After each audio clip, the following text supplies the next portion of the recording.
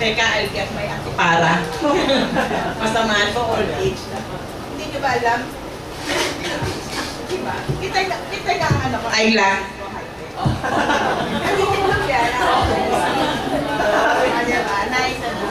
Kaya tawag sa akin ng mga barkada niya ni Astig Ma'am. Teka lang ha.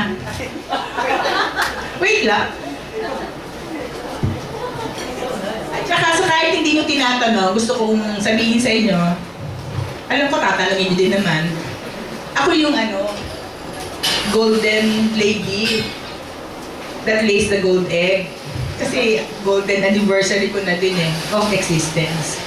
February 23 is also my birthday. Pareho kami birthday. May birthday na February, okay. Go din, 28 yun 23 ako, yung daddy niya, February 16. Kaya yung kuya niya, sabi niya, Mami, pwedeng magpabinyag na din ako ng February. Ampon. Ampon yan. Hindi, joke lang. Ito na, maliwanag na. Diyos ko. Okay. Our daughter, Carla, you'll never really know, our dear, just how much you mean to us. Parents' love buried so deep that only our hearts can reach.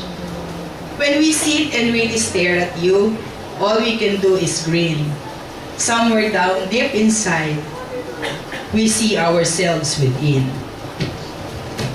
We'd never change a thing in you. We thank God that you're so fine.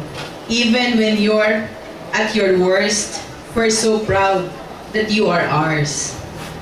The roads we have traveled were not always that good. We would take back all the pain you felt only if we could. We know that we're not perfect. It's the best that we can do. But every day we thank the Lord for a daughter as special as you. Yours truly, your daddy and mommy. Happy birthday! Thank you po. Hindi ko alam kung kanino siya nagmana. Oo, di ba? Oo. Ang dami nagtataka. Ang dami nila sinasabi pag nakita, Oy, mami ko, isa reaction ng tao, Carla, totoo, mami mo yan? Sabi ko, bakit kaya? Bakit kaya? Tinatanong, wala lang, siguro. Siguro, wala sa age ko, di ba? I look younger. Oh, tsaka, sige na. Huwag nang tumutol. Thank you, Vince. Thank you, everyone. Nagbago nga pala, before I forget, I'd like to thank everyone. Especially those who have given their time to be here today. I know every one of you has your own special activities to attend, but I'm very glad, grateful, parang overwhelmed, knowing that there are lots of people who love my daughter.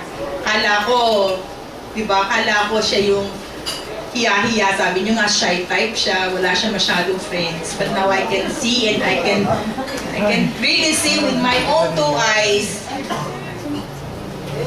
You're the best group, ika nga.